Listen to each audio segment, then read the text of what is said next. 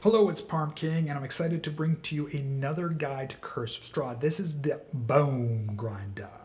Now, before we get started, if you're interested in a full detailed PDF guide to this video, or if you're playing in Foundry and you're looking for the Foundry Adventure Pack that includes the maps, the walls, the lighting, journal entries, sound effects, and links back to D&D Beyond Curse of Strahd. Of course, you'll have to own Curse of Strahd and D&D Beyond for those links to work. You can become a Patreon member. There's a link down below to patreon.com/ParmKing.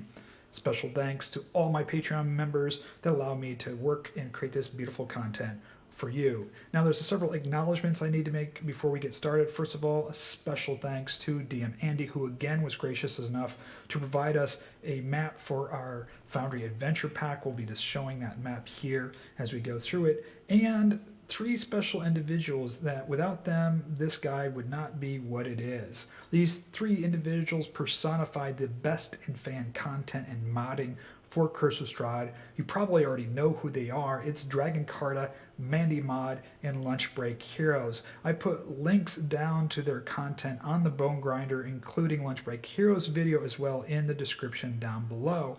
And a lot of it in this particular guide is pulled from each of their content, including some things that I added, including some items and some interesting events that happen here at the Bonegrinder.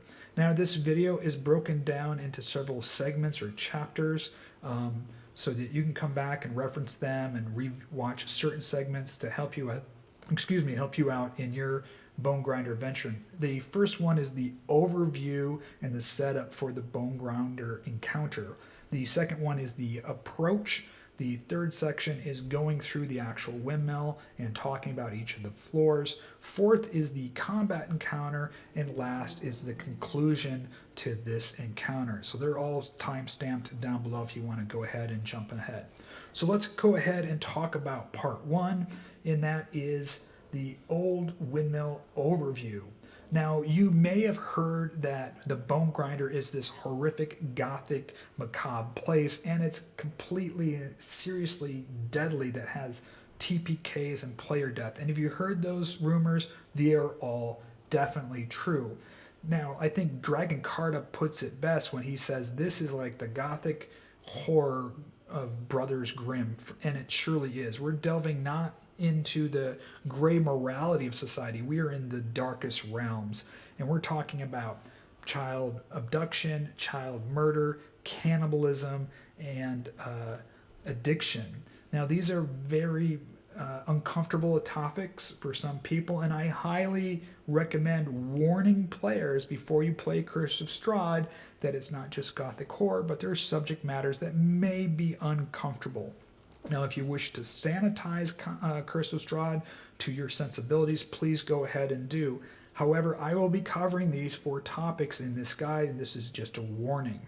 Secondly, yes, this is a very deadly encounter. We're talking about 3 night hags of the Coven variety. That means they get to share spell slots. And if you have a party of level 3 players or level 4 players, there is a possibility of a total TPK or at least some player's death if you play this straight up as a combat encounter, rules as written. Even at level 5, this can be a very deadly encounter. And however, I think this is the most important thing that Dragon Carta, Mandy Mod, and Lunch Break Hero focus on, is to not treat this as a standard combat encounter, but rather treat this as a heavy-handed, dark, and morally corrupted, heavy role-playing encounter that can devolve into a combat encounter, and even that combat encounter has some interesting mechanics in it. This is not a straight-up monster fight. In fact, in my mind, I think they're monsters last. They are night hags with their own agenda first.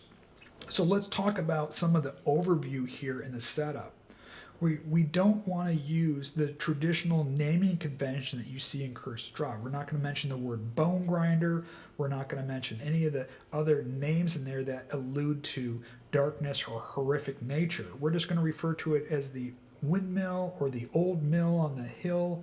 When we're talking about, with our players, when we're talking about the hags, they're going to be Bella, Ophelia, and Morgantha. They're not night hags. None of the names or words or conventions are going to reference anything about who they really are. This entire encounter is a slow burn. That's how you want to play it. It's going to just ramp up, and the reveal, and if you do it as a slow burn, the reveal of what's really going on here is going to be one of the most horrific things that your players will encounter. It'll be a very good role-playing experience for Gothic horror. Now, there are going to be the NPCs that we're going to be dealing with in this encounter are Morganatha. She's the mother. She is the leader of the coven. She has two daughters, Bella and Ophelia. They're both night hags. We have Myrtle. She's a young girl. She's caged up on the 3rd floor. Her parents actually traded her away for dream pies because her parents are addicted to dream pies. We have Reek, who will arrive later with Morganatha. He's a young boy who ran away from the orphanage in Vallaki. And then we also have a were-raven, and I've expanded this. This was an idea from Lunch Break Heroes, which I've taken it and I expanded it on a little bit. Now here's the setup.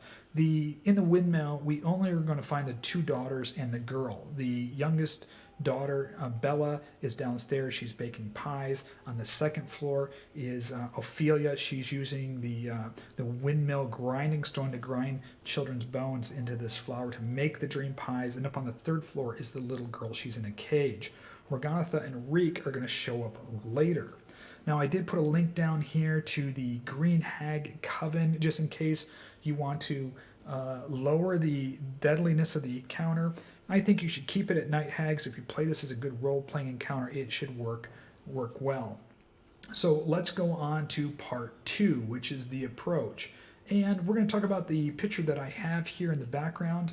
This is one of the animated Theater of the Mind pictures by James RPG Art. He did some amazing series for the Curse of Strahd. So if I was playing this on a tabletop, I'd have a TV or a big screen up there running one of these animated photos. It really lends to the atmosphere. Or if you're playing in Foundry or a virtual tabletop system, you can just run this as a virtual Theater of the Mind maps, which I love to do. I'll put a link down to James RPG Art's Patreon down below.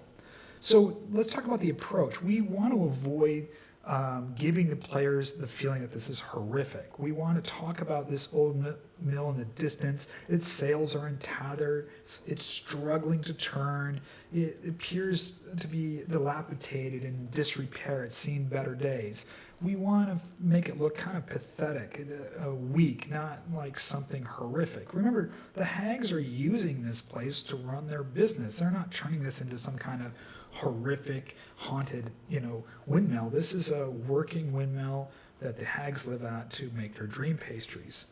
So we don't want it to make it too threatening. Now, as the players approach, there's an area effect, and if any player has a passive score of 15 or higher, they're going to notice these stick figure effigies. Some of them are hanging in the trees, some of them will be laying in the weeds. They'll notice that the grass around the windmill is starting to die. Some of the trees around here are dead.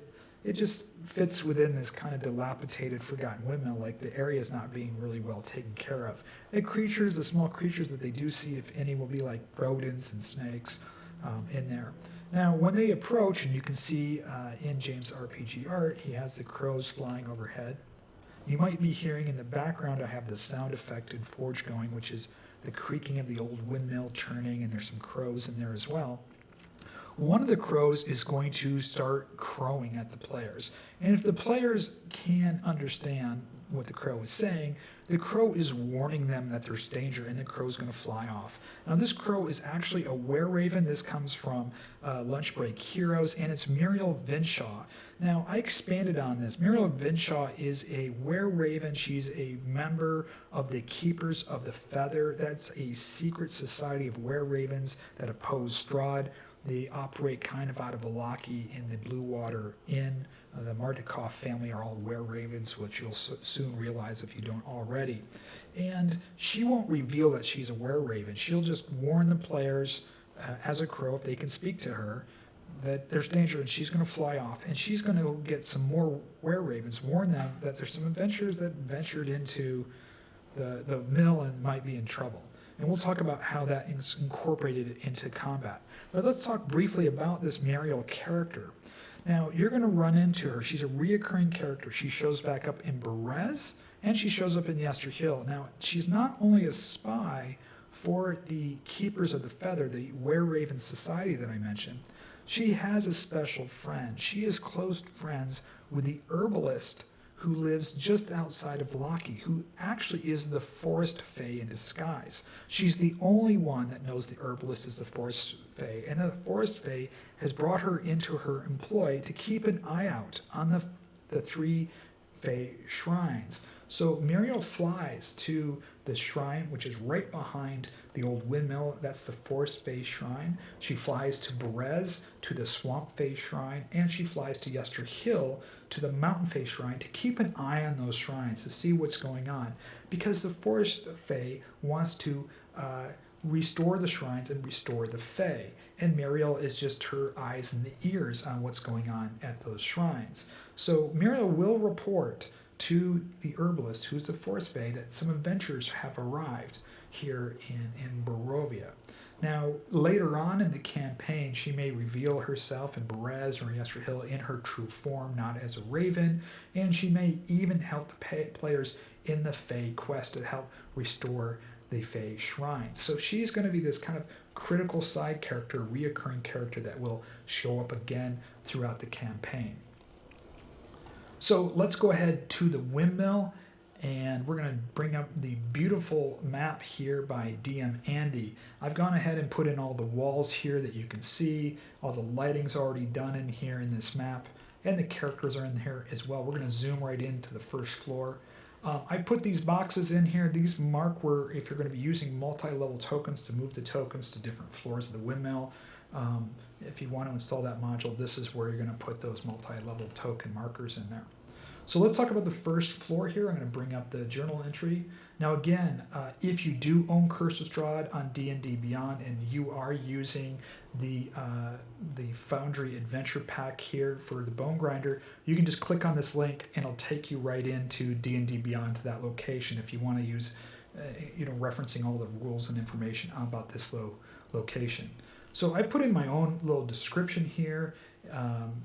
Unlike in the rules written, there are no bones on the floor. This is a working bakery. It is messy. There's a lady with kind of a dirty apron, and she's baking pies. And this is Bella. Now, Bella, again, is a night hag. Here is her stat block. And she's going to be, a little nervous there. She's going to say, we don't really have visitors coming. She's going to yell up to her sister who's on the second floor, oh, we have visitors, Ophelia. Ophelia's going to yell down, get back to work. We have pies to bake. Mother will be mad if you don't get the pies baked. So she's going to be hospitable.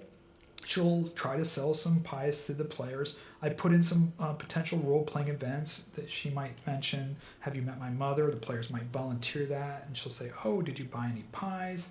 If they ask about the pie, she'll say it's an old family recipe. If they mention the deed to the windmill they may have found in the death house, she'll be kind of distraught. She says, oh, I don't know about that. You'll have to talk to my mother. And she'll offer the players some pies, but she'll tell the players that she's busy. She's got to bake these pies. Now, if the players, stay, she'll be uncomfortable with them staying, but she won't really, physically or do anything to push them out, but she'll insist that she's really busy. She can't attend to them. Now, if the players want to go upstairs, she's going to say, no, you can't go upstairs. My sister's up there. It's really messy. She's preparing a lot of the flour and stuff to bake these pies. Please don't go upstairs. Now, what's really happening upstairs is Ophelia is hiding any remnants of children's bones, right? Because in case the players go upstairs. If the players do press to go upstairs, both Ophelia and Bella will try to stop them. And I'm going to jump ahead to talk about a brief potential combat encounter, what will happen. So remember, a coven takes three of the night hags in order for it to be a coven. And if their mother isn't here, they're going to be in a very defensive posture.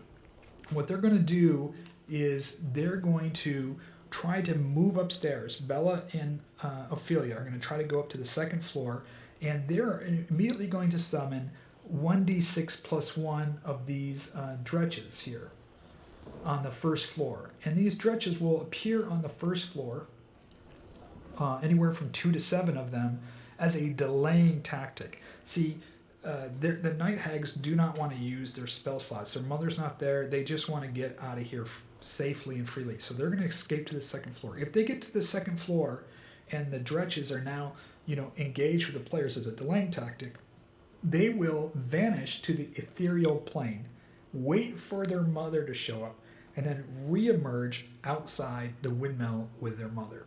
So they're just going to try to escape at this point. They're not going to fight the players.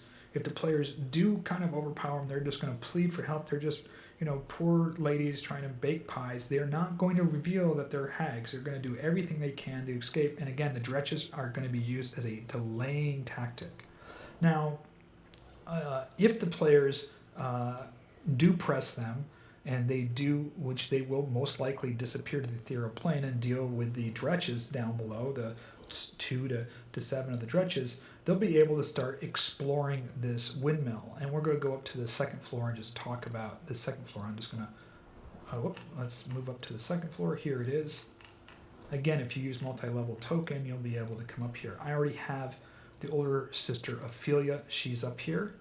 And let's just talk about the second floor for a second. This is the bone mill. There's a big stone turning in the middle that's being turned by the windmill, and it's crushing up the children's bone into powder. Now, they won't see any of the bones. There will be the bones in 2 of the sacks. If they open up the sacks and decide to do a medicine or nature check with a DC 15, they'll realize they're children's bone. Otherwise, they'll just think these must be some chicken or animal bones. They won't be able to discern that there's children's bones. Now, Ophelia, at this point, if they're up there, Ophelia and Bella have escaped, or if they've pressed up there, Ophelia and Bella have gone up to the next floor. They're just going to go up to one of the floors to be alone, to vanish to the ethereal plane. They don't want the players to see them to vanish. They don't want the players to know that they're powerful hags at this point yet. They're playing from a position of weakness. Now, the next floor up here is the bedroom floor. There we go, bedroom floor. And on this floor, we have the little girl crying. Now, by the way, on the second floor, if the players have a passive perception of 15, they're going to hear above them on the third floor a little girl crying. And I actually have that in here. Actually, here we go. See if we can hear that. She's whimpering. And this is Myrtle. So this is up on the third floor. It's a bedroom. They're going to see this cage. They're going to have a pile of dirty clothes here, kids' clothes, and Myrtle's going to be locked in this cage. And the key to the cage is on Ophelia. It'll be a DC 15 lockpick or a strength text of DC 20.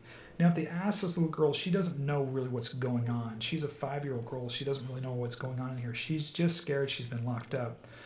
If they ask about her parents, she's from the village of Barovia. Her parents couldn't take care of her anymore. Really what happened was the parents traded her for some pies. They were poor. They wanted pies because they're addicted to the dream pies. They traded their daughter for the pies. But the daughter just thinks the parents couldn't take care of her anymore, and she was sent to go live with this old lady, and now she's been locked up, not realizing that she's about to be made into a dream pie. If the players do rescue her, they can take her to Vlaki, to the orphanage, or to Father Petrovich there. Let's go up to the top floor. And the top floor, we have some interesting things. I actually added a couple of things here to the content here. This is the top floor, and up here, there's some light streaming through the windows. You have the big wind shaft that's turning the brake wheel down to the main shaft that's operating the stone on the second floor that's crushing all the children's bones into powder. Now, they're going to notice a couple of things in here. Obviously, there's the nest in here. If you're using this, if this place hides one of the fortunes of Ravenloft, it'll be hidden under this nest. But the things that we added in here were there's all these effigies, these stick figures and dolls. And this is what you really want to impress on the players at this point. The players are going to realize at this point, when they see these stick figures and these rude, crude dolls of children, they're going to realize all those stick effigies that they saw outside, hanging in trees and in the weeds, and now up here, each one of those represents a child who has died, who's been turned into dream pastries. And there could be, dozens, perhaps 100 of these things. And so it really hits, it's just this shocking thing that just hits the players. Now, the players will also notice on the top shelf, there's going to be a shelf above these candles up here, And on this shelf are a bunch of these green vials that look like it's got a little skull on the top of them, green vials. And what these green vials are the vials of the Hag's Bargain. We're going to find out what those are here in a little bit. And they're just lined up along the top of the shelves. They're not going to know what they are. If they do an Arcana check, they're going to know that it's some kind of magic in these, but they will not know what's in these vials, right? But it's the Hag's Bargain. Now, if you break or shatter one of these things, the Hag's Bargain is released. And we're going to learn about that in a little bit. The other thing the players will find up here, if they do a search of the room, a DC investigation check, or DC 12, they're going to find a soul bag. It's got an interesting image on it. And the bag contains the soul of Woodrich. He was a monk servant of St. Markovia who marched on Ravenloft centuries ago against, obviously, Strahd. And he fled, and he was captured and killed by the hags, and his soul has been captured in this soul bag. Now, the players roll a successful Arcana check. They'll realize it is a soul bag, and there's a soul in there, and if they have the ability to speak with dead or any other kind of similar spell, they'll be able to speak with the soul. And the soul of Woodrich is going to reveal these 5 things. Now, he might reveal one a day. It'd be kind of fun if you had this, and they would have to do a speak with the dead spell once a day for him to reveal this, so you can reveal these things slowly over 5 days. The first thing is St. Markovia is buried in the crypts of Ravenloft, and her bones are blessed and provide powerful weapons against the undead. This references the thigh bone of Markovia, that's St. Markovia, that's buried in the crypts. Secondly, Argynvost was once a nobleman and a mighty dragon who was righteous and sought the destruction of the Dark Lord. So you're learning something about Argynvost, who was the silver dragon, a noble and a silver dragon. Third, I fear the Abbey and Kresk has fallen into darker times. Not all is as it may seem. This is referencing to the Abbot. Some things happen there with the Mongrel folk and Abbot. When we get there, we'll cover that. Number 4, find the Book of Kings to learn the true history of Barovia. There's a book that I've put together. It's an item that the players can find in Vallaki, and it goes through the entire history of the kings all the way up until Strahd took Barovia. The interesting thing about the Book of Kings, it will reveal some of the items and some of the things that are in the crypts in Ravenloft, and it'll also revealize a new NPC that I created is Falcon von Habsburg, who lives in the village of Vallaki. Last but not least, the fathers who serve the Morning Lord in the village of Vallaki have always been pious and honest. They will provide shelter and safety if they can. And this gives some level of comfort that Father Petrovich is a good person. The players can go there to the church in Vallaki, and that he will be helpful and kind, perhaps bring the children there. He can protect both Reek and Myrtle if they rescue the players. So this is an interesting item for them to find up in the top of the in the attic dome of the windmill. So let's jump into the next part, which is the combat encounter. Now, we talked about the fact that if the players press against Bella and Ophelia, they're going to retreat. They use the Dretches as a retreating tactic, and then they're going to disappear and reappear outside when their mother appears, and then you'll have the full coven to deal with. Now, Morganatha is going to show up one of 2 ways. Either the players don't press and go upstairs, and either the players just stay around on the ground floor, or maybe they're outside. She's just going to arrive at that point with this boy, Reek, and with an empty cart. She sold all her pies, and she mentions, "Oh, I found this orphan boy on the road. He ran away from the orphanage, and I was just bringing him back here to make sure he was okay." Again, she's not going to alert the players if anything's wrong. If, however, the players pressed Bella and Ophelia, moved them up, and started exploring the windmill, and they disappeared and reappeared, the 3 of the night hags will be waiting outside for the players to leave. And when they leave, that's where you're going to have this confrontation, which is going to start off with role-playing. It could devolve into combat, and in combat, there can be role-playing as well. Now, this entire thing is a slow burn. You're not going to just go right into combat encounter. So you got to understand some concepts here of the Coven, and a lot of this is drawn from Dragon Carta, so big shout out to you and thanks for putting this together. Some great tactics and some ideas here. So they're not monsters first. They run a business making these pies. They have their own agenda. They don't want to get into combat encounters. That's not how they operate. They're going to operate first from a very sympathetic, weak level. We're these old ladies. We're just making pies. Me and my daughter just trying to survive here in Barovia. Then they're gonna, as the players begin to know things, and they've revealed things.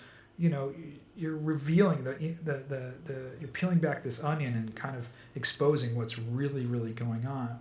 Now, they're going to try to convince the players to leave them alone. And the first thing they'll do is they go, well, we know stuff about the evil Lord Strahd, and there's some secrets here that they can tell the players about Strahd if they just leave the players alone. Leave the children here. Leave us alone. If the players just leave, we'll give you some secrets about Strahd. Now, if they press and they do go into combat, and Reek is with Morganatha, she's going to use this boy as a shield. She's like, I've got this boy here. If you don't want anything to happen to him, you should leave right now. So she's going to use the boy as a threat. Now, Reek's going to do everything he can to escape. And if he does escape, he's going to bolt to the woods to where the Forest Fae Shrine is, or the monolith is. And this is kind of an interesting thing, because at the end of the combat encounter, if they go look for him, it could lead them to the shrine. They find the shrine, and Reek's there, and he's scared, and they can take him back to Vlaki, to the orphanage, or Father Petrovich. So he's going to try to escape, but she's going to use him as kind of a shield, or a tactic, a negotiation tactic, which creates some interesting role playing.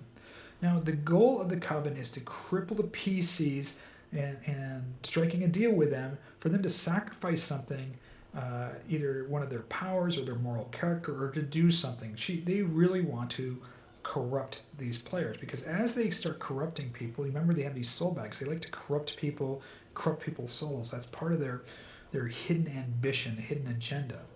Now, during the combat counter, if the combat counter breaks out, at the beginning of round 2, the were-ravens come. 1d4 plus 1 were-ravens arrive.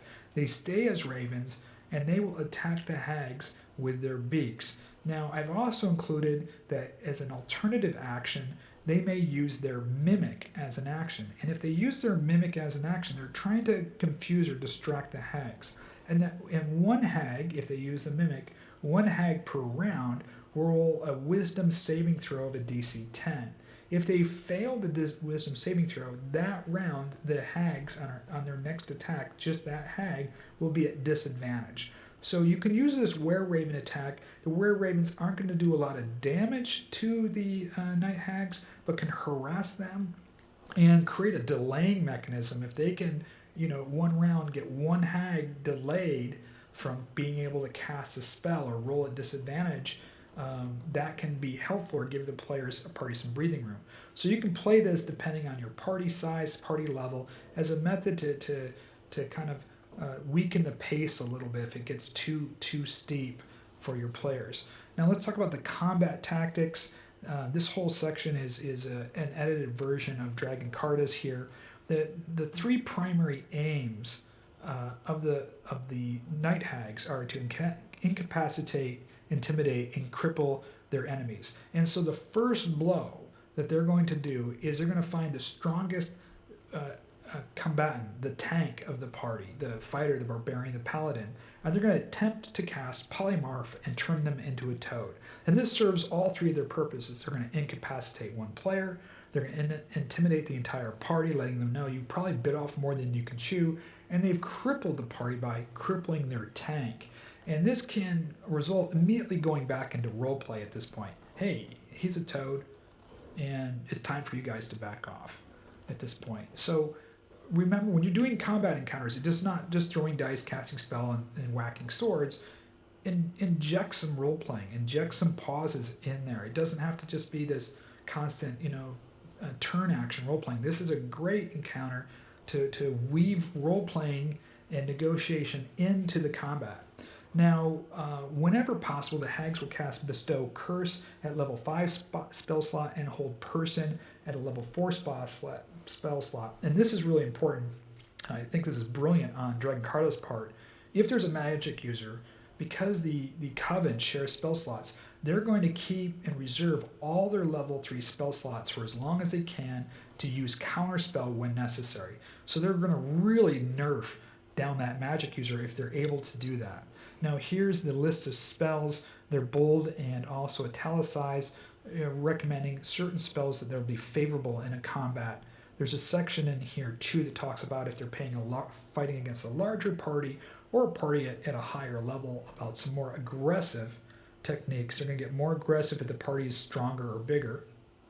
When the hags are low on resources, they're going to fall back on magic missiles and using sleep. And when they drop below 30, they're going to vanish into the ethereal plane. So, their preservation is more important than winning the battle, right? They are going to try to preserve themselves on winning the battle. And that takes us to our last section, which is the conclusion. And I've broken this down into different types of conclusions. If all 3 hags survive and they go and they disappear off to the ethereal plane, they're going to constantly just torment the players, haunt the players throughout the campaign. If one or more of the hags die and the other ones get to the ethereal planes, they're going to not only haunt and torment the players, but when the players seem the most vulnerable, they're going to reappear in the mortal plane and attack the players. So they're just waiting for an opportune time in a vengeful manner to attack the party. So in one example, they're just harassing. The other one is they're on a full vengeance streak. Now, if the players escape, you can introduce some of the haunting elements that are going on with the nightmare stat block, and they can constantly pursue them in a haunting style. Now, we got down to the most important part. What happens if the players get captured? If the players get knocked out or captured, they're going to wake up on the 3rd floor. They're all going to be in chains. In the cage will be both Maritel and Reek. And the first thing that's going to happen as they come to and they wake up, the 2 daughters are going to take Reek and they're going to kill Reek in front of the players. And they're going to devour him in plain view. They're going to murder this kid and eat him in plain view to just shock the players. And they're going to tell the PCs, we're going to fatten you up and make you supper as well. Now, Morganatha is going to try to keep them calm. And if you don't want to introduce that, if that's too morbid, then, obviously I understand. But Morganatha is going to try to keep them calm, and she's going to make a deal with the player characters. She will free one player character if they're willing to take a hag's bargain and work for her. And they need to do something for her. And that is either take a full load of the pies and go to town and sell the pies to the people in the village, or kidnap or negotiate and bring a child back. So they either need to go sell all the pies or kidnap and negotiate and bring a child back here. And upon doing that, she will release all the players. Now, the Hag's Bargain. What is the Hag's Bargain? Well, this is from Dragon Carta, and I turned this into actually a random roll table. So you're going to roll a d12, and the player is going to be dealt a Hag's Bargain. They're only going to be told what it's called, not the description. So you have the final breath, your victories, your luck, your memory, your body, whatever. And the Hag's Bargain is stored. They're going to see this vessel when they make this, that vessel that they saw. If they saw them on the top shelf, they're going to know now. This is how they know what those vessels are on that top shelf in the attic, the domed attic. She's going to have this vessel with a skull head on it, and she's going to make the Hag's Bargain, and as she makes this bargain, this vessel fills up with this green kind of smoke and liquid, and she puts the cap on it. Now, what these Hag's Bargain do, or for instance, is your final breath, right? If they roll a 1, the PC that accepts this deal dies after 2 failed death saving throws rather than 3. So each one of these things is not good for the player. And the player has this, she's going to keep this vial on her, and the player has to do this quest. They have to either go sell the pies or come back with a child. And when they do that, then she will release all the other players, but she'll keep this vial. She'll have this vial on her forever, and she'll store it up on that shelf up there. The only way to get rid of this Hag's Bargain is to get that vial and break it and destroy it, which releases the smoke and releases the liquid. And there's a ton of those hag vials up there, so you just can imagine how many more of these things that she has. So that wraps it up for the Old Windmill, the Bonegrinder. I hope you enjoyed this guide. I hope it helped walk through, gave you some ideas and some confidence in running this rather macabre, deadly, dark encounter. Again, there's links down below to Dragon Carta, Mandy Mod, and Lunch Break Heroes guides to this. If you're interested in the PDF guide or the Foundry Adventure Pack, there's a link down below to the Patreon. Please make sure to like and subscribe. Your like and subscribe really helps my YouTube channel get some more visibility. I greatly appreciate it. And until next time, this is Parm King, and may all your rolls be critical 20s.